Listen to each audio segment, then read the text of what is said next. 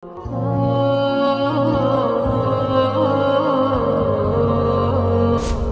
4 hal yang menjaminkan banyak rizki, bukan memudahkan rizki. Tolong Bapak Ibu hafal, 4 hal bukan menjaminkan rizki, bukan memudahkan rizki, tidak. 4 hal mendatangkan rizki kemari. Dan 4 hal bukan Allah kasih kemudahan berarti kita berjalan mencari rizki Allah kasih, tidak. Bukan dikasih kemudahan, tapi di mana saja kita ada, posisi kita di mana saja, Allah datangkan rizki kepada kita. Yang pertama, qiyamul lail, salat malam. Yang kedua, berbanyak istighfar waktu sahur. Kalau anda tidak salat malam, jangan tinggalkan istighfar waktu sahur. Waktu sahur kapan? Kira-kira 30 menit sebelum azan. Disitulah Allah sendiri memuji, Allah bangga dan senang terhadap orang yang sahur. Sampai ulama berkata, tidak ada ibadah yang terbaik di waktu sahur selain istighfar. Jadi boleh baca Quran, boleh salat malam, boleh zikir, boleh apapun, tapi yang terbaik istighfar. Fokus hanya istighfar.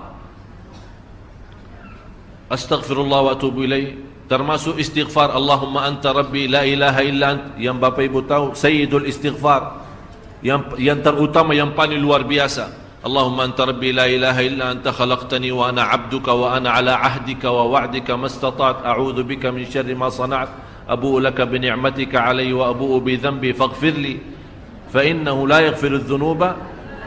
Ya Allah, kalau kita fahami doa ini luar biasa. Oleh karena itu kata Rasulullah, barang siapa yang membaca sayyidul istighfar, kemudian di malam hari dengan keyakinan dia meninggal habis baca istighfar, masuk surga. Masuk surga. Berarti ini salah satu doa yang menjaminkan dengan mudah masuk surga. Jadi 4 hal yang mendatangkan rizki, bukan kita mencarinya, dia yang datang kemari. Apalagi saat mencari lebih mudah. Qiyamul lail, salat malam. Tapi dalam bahasa, mohon maaf Bapak Ibu, dalam bahasa Arab disebut qiyamul lail, bukan salat. Tapi kalau diterjemahkan dalam bahasa kita salat. Tapi kenapa di situ qiyamul lail? Diberikan qiyamul lail, qiyam artinya berdiri, berarti lama. Saking lama berdiri dikaitkan jadi qiyamul lail. Qumil laila ya ayyuhal muzammil. Apa terus? Qumil lail, berdirilah saat malam. Berdirilah, bukan salatlah malam, tidak, berdirilah malam hari. Itu dahsyatnya di situ berdiri. Qiyamul lail.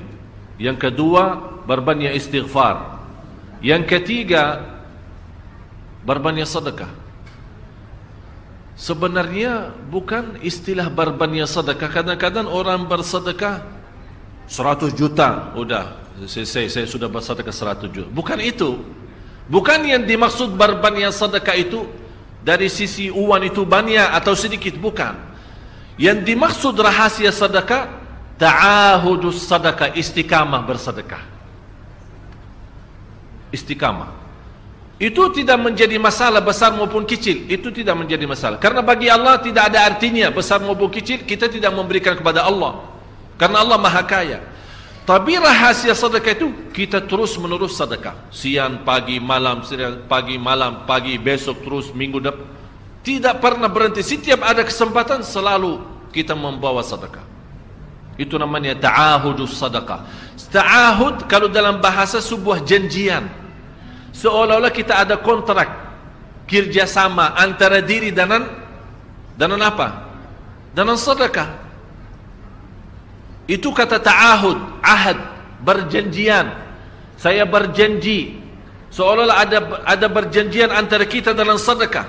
Jadi tidak boleh terlepas dari berjanjian, seolah-olah kita menghormati berjanjian. Bagaimana menghormati? Kita terus kerjasama. Kita beri, Allah ganti berkah sedekah. Kita beri lagi, Allah ganti masih terus. Kita beri, masih Allah terus ganti. Itulah dahsyatnya sedekah.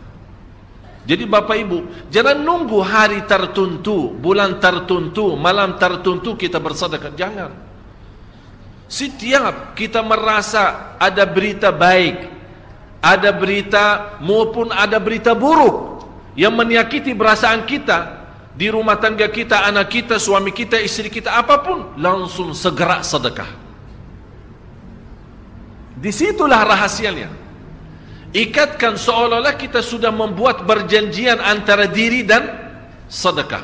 Dalam segala hal, hal senang maupun hal tidak, hal bahagia maupun hal sedih, hal bangga maupun hal lagi menghadapi kesusahan, kesulitan, selalu sehat dan sakit.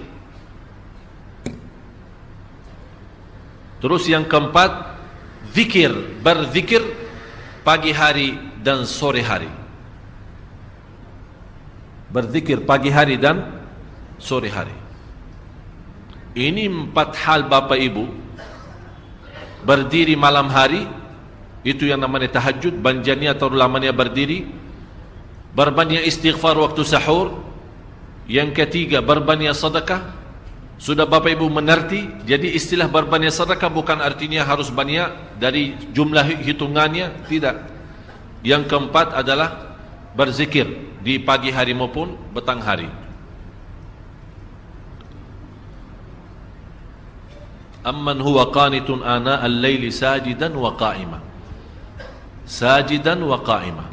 Jadi Bapak Ibu, saat kita berdiri lama, walaupun baca satu ayat, diulangi berkali-kali, walaupun baca surah pendek tapi diulangi berkali-kali, tidak menjadi masalah.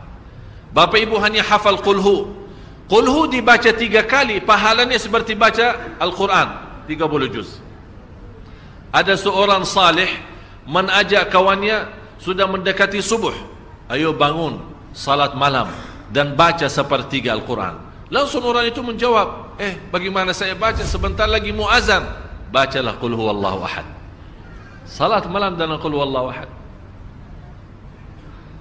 Jadi Bapak Ibu, yang saya harap, jangan susah fikir, ya Allah saya mau baca apaan. Tak usah susah fikir. Baca dan nikmati, yang penting nikmati bacaan. Walaupun qul huwallahu ahad setiap hari. Kalau kita pusing baca, Allah tidak akan pusing mendengar. Malah Allah paling senang mendengar bisikan bacaan dan bisikan doa kita malam hari. Allah paling senang mendengar bisikan doa munajat kita malam hari. Itu luar biasa.